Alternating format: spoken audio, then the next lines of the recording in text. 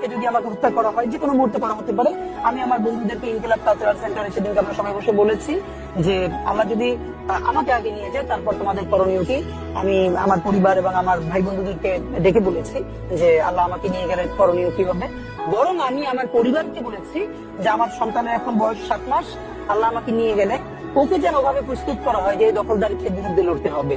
আল্লাহ ওকে যদি বড় করে ওর সন্তান দখলদারিত্বের বিরুদ্ধে লড়বে, এই স্পিরিট যেন ওকে দেওয়া হয়, এটা আমি আমার পরিবারকে বলেছি। সুতরাং ভবিষ্যতে বাংলাদেশের যে দখলদারিত্বের বিরুদ্ধে লড়াই, এটা তীব্রতর হবে। আমাদের গণ অভ্যুত্থানের পরে বিপ্লব হওয়ার কথা ছিল, হয় নাই, ছাই চাপা আগুন হয়ে আছে।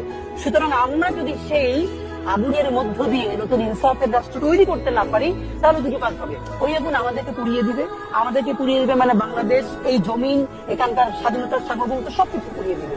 সিপাহী বিপ্লবের পর আমাদেরকে যেরকম ধ্বংস করে ফেলা হয়েছিল, হয়তো সেই পরিণতি হবে। আর সেটা না হলে যদি আমরা রুখে দাঁড়াতে পারি, তাহলে আমাদের বিজয় হবে। সুতরাং আমরা লড়াইয়ের মধ্যেই আছি। আর একটা মজার ব্যাপার হলো যে আমি যখন ইনসাফের লড়াই করি, তখন তো সেখানে পরাজয়ের কিছু নেই।